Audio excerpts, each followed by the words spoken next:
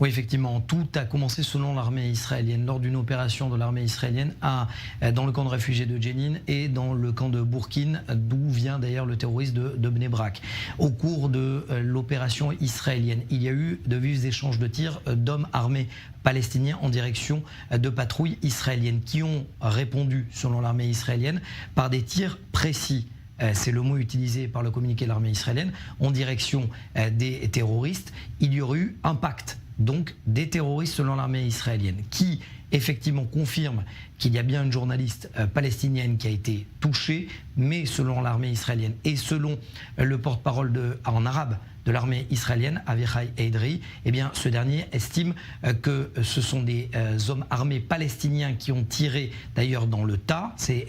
l'expression choisie par le porte-parole arabe de l'armée israélienne, et qui ont donc impacté la journaliste palestinienne et non pas les tirs de l'armée israélienne. L'armée israélienne a ouvert une enquête, bien évidemment, pour savoir est-ce qu'il y a eu tir non précis du côté de l'armée israélienne. De deux, il y a eu une double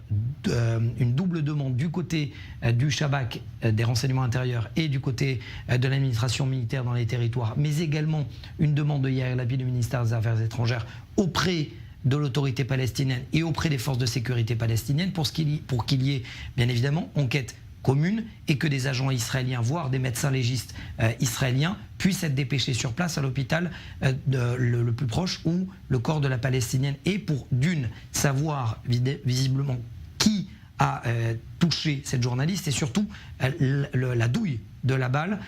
pour savoir si la douille est une balle israélienne ou une douille palestinienne. Et pour l'instant, eh bien, l'autorité palestinienne refuse catégoriquement, et on est bien évidemment en droit de se poser la question pourquoi le ministère de la Santé, qui appelle généralement à une enquête neutre et internationale, eh bien là refuse catégoriquement d'accéder à la demande israélienne pour faire la lumière, alors que, on le sait, l'armée israélienne dans le passé a déjà réaliser des enquêtes pour faire la lumière lorsqu'il y avait eu par exemple des failles des failles opérationnelles de soldats israéliens. Pour l'instant, on en est là. La plupart des réactions, bien évidemment, du côté de la classe politique arabe israélienne et du côté de la presse accusent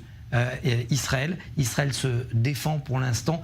par ce communiqué de l'armée israélienne dont je viens de citer, et surtout par le fait que du côté des images, on montre des tireurs